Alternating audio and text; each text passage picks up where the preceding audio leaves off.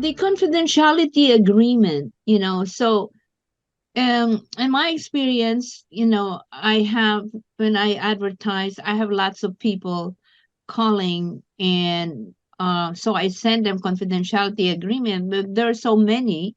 So is there a way in the system wherein I can send it to the prospective buyer and then save it?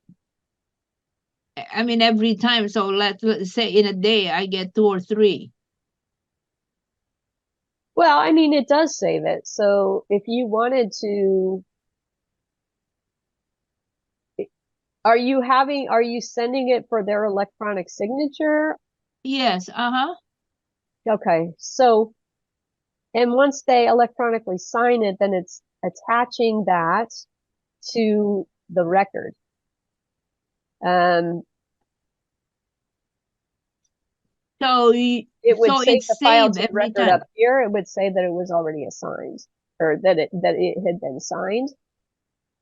Once it's signed, you get it back, and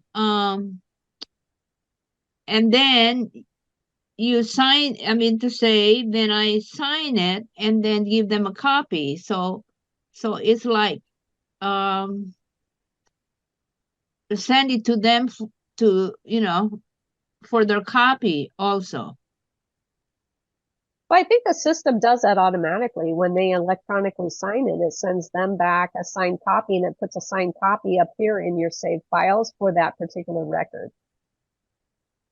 Oh, okay. So Uh-huh. you don't need to do that step. What I would say is if you want to duplicate, Uh-huh. um, you can, every record has a record ID number here, a document record ID, which you can copy. So if you have, a record that you want to duplicate, you can just copy it to the clipboard. And then like this one is actually a seller rep agreement.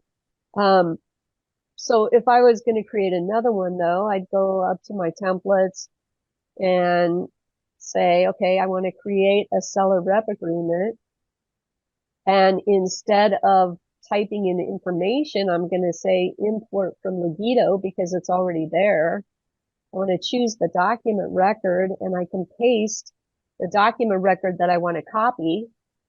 Okay. And then select it and then click on Smart Import, and it'll automatically import the fields from the other form. So that would be one way that you could do your buyer confidentiality, where it would just automatically pull in all your data, and then you would need to go down and just, your business information, your seller information would be there. Your buyer information, you would just need to change. Or actually on the buyer content, I don't think it even has, it would have the business, but I don't think it even has the seller at that point.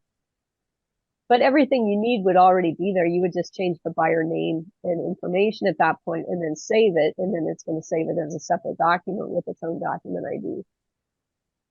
ID. Okay. Does that make sense? Yes, thank you. Okay.